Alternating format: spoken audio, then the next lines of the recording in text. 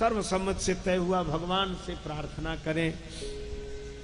अब भैया भगवान से प्रार्थना करने के लिए कहाँ जाया जाए? प्रार्थना तो शुरू नहीं हुई, झगड़ा पहले शुरू हो गया।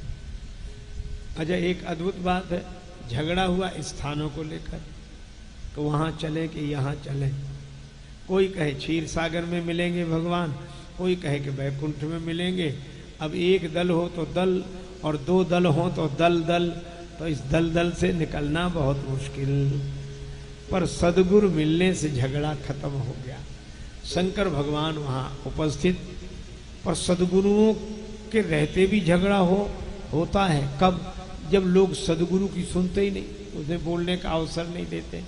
पर अवसर मिला तो शिव जी ने एक ही बात कही, हरि व्यापक सर्वत्र समाना, प्रेम ते प्रगट हो ही मैं जाना।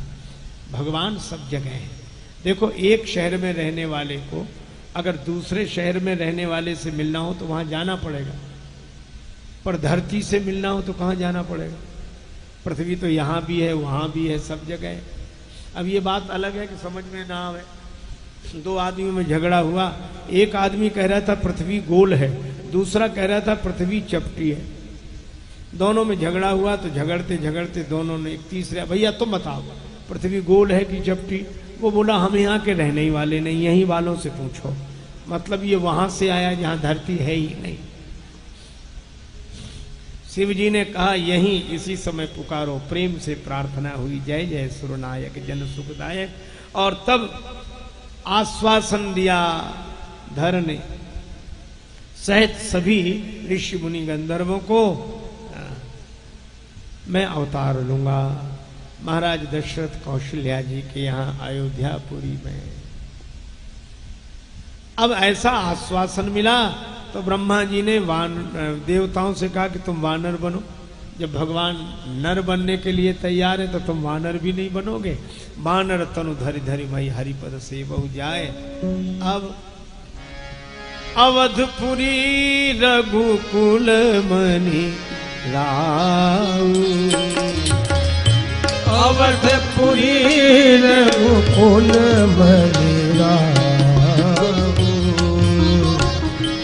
वेद विदित तेहि दशरथ नाऊ, वेद विदित तेहि दशरथ नाऊ। एक बार भूपति मन माही, एक बार भूपति मन माही, है गिलानी मोरे सुत माही, है गिलानी मोरे सुत माही।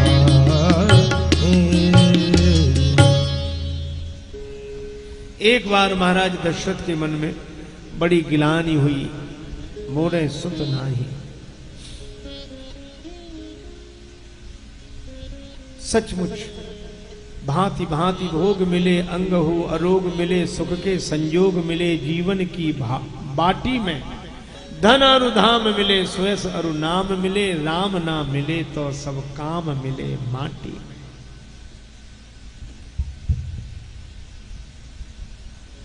भगवान नहीं मिले ऐसी ग्लानि मन में। मानस में कथा कि केंद्र बिंदु दो हैं, इधर महाराज श्री दशरथ, उधर 10 मुख।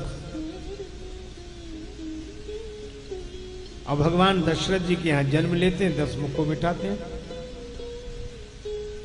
अच्छे बुरे दोनों तरह के लोगों को 10 इंद्रियां तो मिली हुई हैं, 5 ज्ञानेंद्रियां, 5 कर्मेंद्रियां। इनका जो संयम करके इन्हें रथ बनावे तो वह दशरथ जी की संस्कृति है। और भोगों के लिए कोई इन्हें मुख बनावे तो यही दशाननी 10 मुखी वृत्ति है। यावत् जीवित सुखम जीवित ऋणम कृत्वा घृतम पिबीत भस्मीभूतस्य देहस्य पुनरागमनम कुतः।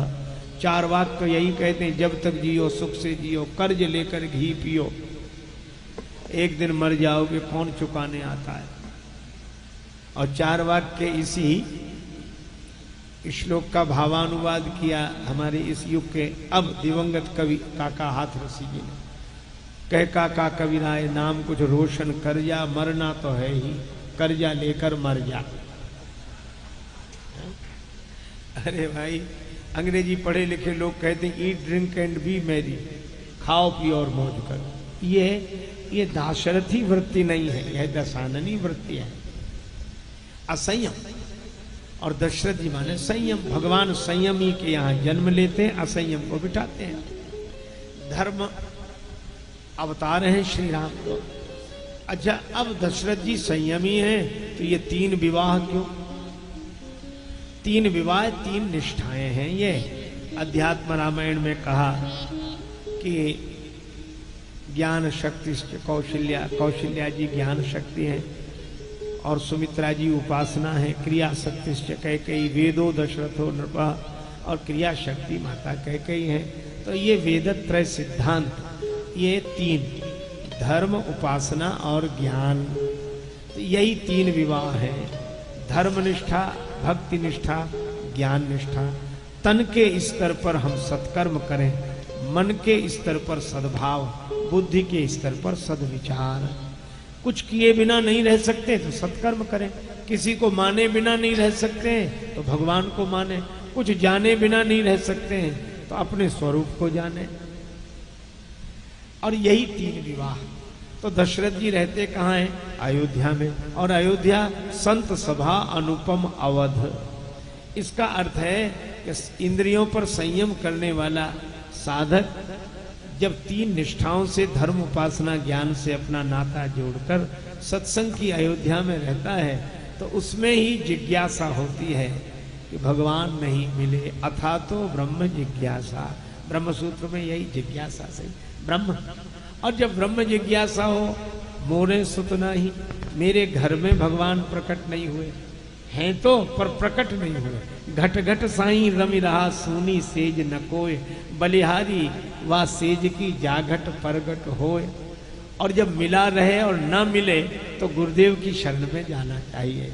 तो गुरु गृह गए तुरत महिपाला, तद विधि प्रणिपातेन परिप्रश्नेन सेव्य, उपदेक्ष्यन्ति ते ज्ञानम ज्ञानिनस् तत्वदर्शिनः। कि उस परम तत्व को जानने के लिए तत्वदर्शी महापुरुषों को प्रणिपात करे, उनकी शरण में जाकर अपनी जिज्ञासा रखे। तो गुरु गृह तुरत गये महिपाला, चरण लाग करि विनय विशाला। अब दशरथ जी ने अपना दुख भी सुनाया और सुख भी सुनाया। अच्छा महाराज, दुख क्या है? दुख यह है मोरे सुत न है, भगवान नहीं मिले, यही जीवन का सबसे बड़ा दुख है। अच्छा, तो सुख क्या मिला? आपका दर्शन, संत मिलन सब सुख जग नाही। भगवान नहीं मिले यह दुख, और भगवान से मिलाने वाले मिल गए यह सुख। तो गुरु जी बोले धरहु धीर। कब तक महाराज? वृद्धावस्था आ गई, चौथापन आ गया। भगवान ने वचन दिया 3 बार, सत्य सत्यपन सत्य हमारा, और जिसके यहाँ आना था उसका चौथापन आ गया। तो गुरु जी ने कहा अब भगवान को भी 4 रूपों में आना पड़ेगा, एक एक पन के बदले एक एक रूप लेकर। धरौ धीर हुई है सुतचारी, त्रिभुवन विदित भगत भयहारी। फिर मुझे क्या करना है? अरे तुम्हें कुछ नहीं करना, तुम तो घर बैठो, अब जो करना है तो हमें करना है। इसीलिए श्रृंगी ऋषि को कौन बुलाते हैं? गुरुदेव। श्रृंगी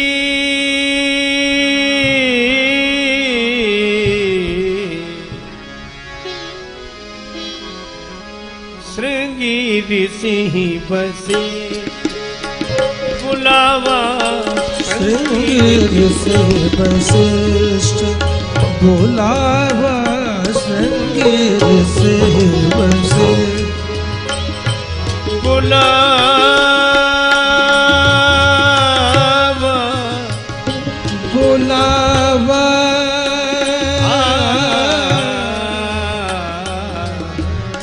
श्रृंगी ऋषि वशिष्ठ बुलावा, श्रृंगी ऋषि पुत्र काम शुभ यज्ञ करावा, पुत्र का शुभ यज्ञ करावा,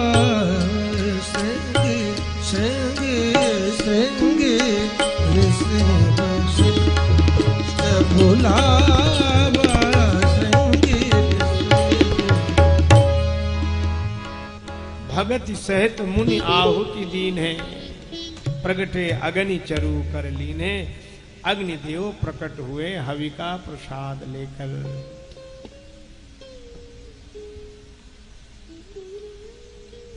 अब यह भी बड़ा अद्भुत संकेत है। अग्निदेव जब प्रकट हुए तो दशरथ जी ने कहा कि मेरे मनोरथ के कारण आप प्रकट होकर दर्शन दे रहे हैं। अग्निदेव ने कहा कि भूल मत करो, लाभ तो तुम्हें होगा पर तुम्हारे कारण नहीं आए। कारण कौन का? जो वशिष्ठ ने हृदय विचारा। संकल्प सदगुरु का होता है, कल्याण शिष्य का होता है। अब खीर से जन्म, इसलिए जनकपुर वाले अब तक विनोद करते हैं। इनका जन्म तो खीर से ही हो जाता है। विचित्र प्रणाली है।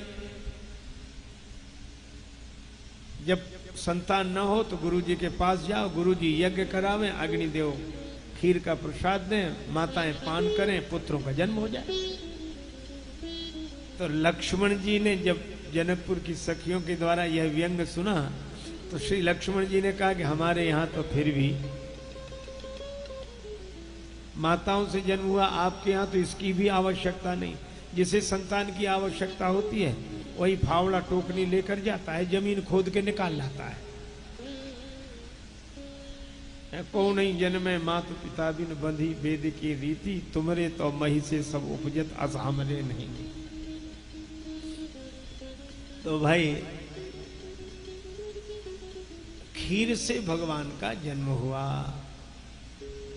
लेकिन इसमें आध्यात्मिक आशय क्या? देखो, खीर में 3 चीजें मिली रहती हैं, दूध, शर्करा और चावल, और तीनों ही श्वेत। दूध का रंग वैसे ही, चावल का रंग वैसे ही, और शर्करा का रंग भी वैसे ही। तो दूध क्या? मानसकार कहते हैं संत हंस गुण गाही पै परिहर बारी विकार। हंस सारग्राही होता है, तो दूध हुआ सार और जल हुआ असार। तो दूध माने ज्ञान, सार, लेकिन शुद्ध हो। शुद्ध माने जल न मिला हो।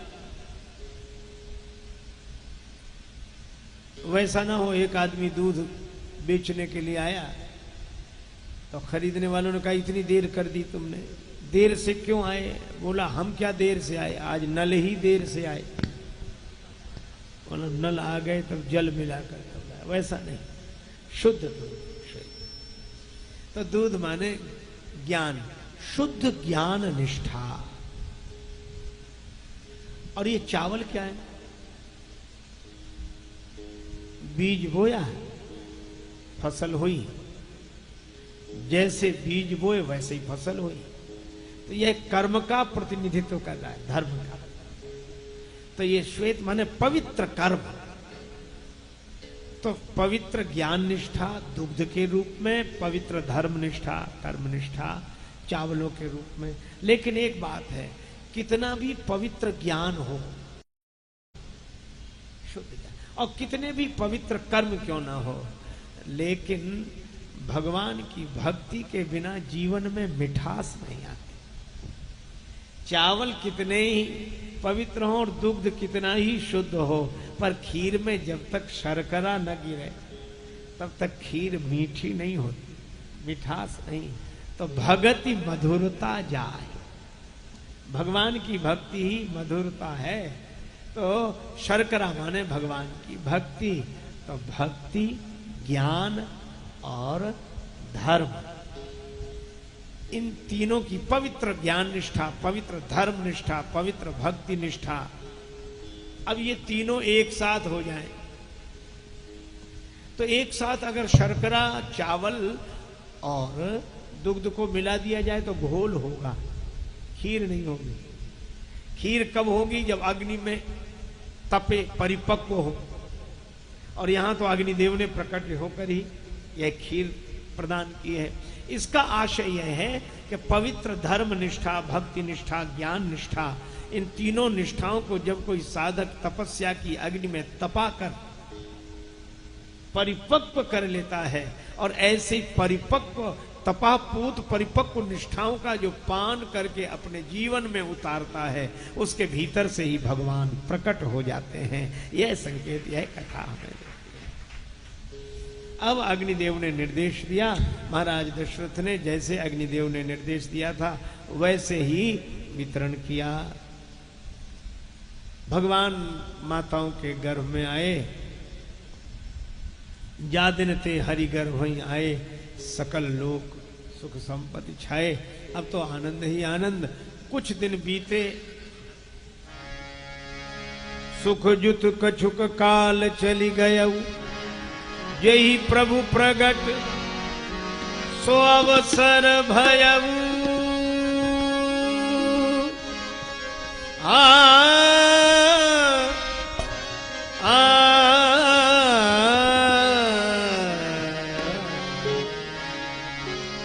नौमी तिथि मधुमास पुनीता, नौमी तिथि मधुमास पुनीता, नौमी तिथि मधुमास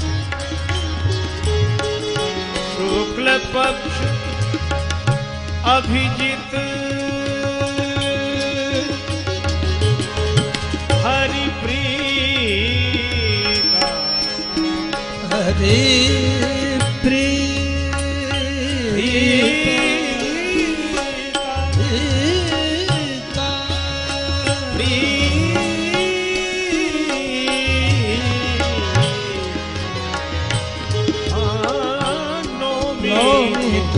मधुमास पुनीता, नौमी तिथि सरयू जी का जल निर्मल हो गया, आकाश निर्मल हो गया, शीतल मंद सुगंधित पवन का प्रवाह होने लगा। सभी भगवान के प्रकट होने का अवसर आया तो ब्रह्मा जी देवताओं के साथ पधारते हैं, स्तुति करते हैं। अब यह जैसे श्रीमद् भागवत में भगवान की गर्भ स्तुति की गई, इसी तरह यहाँ भी सुर समूह विनती करी पहुंचे निज निज धाम। अजय अपने अपने धाम गए तो भगवान के प्रकट होने तक तो रुकते, दर्शन करके जाते, फिर आए काहे को थे। भगवान तब प्रकटे जब ये गए निज निज धाम, तब जग निवास प्रभु प्रगटे। एक भाव तो यह है कि भगवान ने ही देवताओं से कहा कि अगर आप लोग रहोगे तो हमें ये लोग बालक ही नहीं मानेंगे, हमारी महिमा भगवत रूप में प्रकट होगी और हम नर लीला करने आए, इसलिए आप लोग स्तुति कर ली, अब आप जाओ।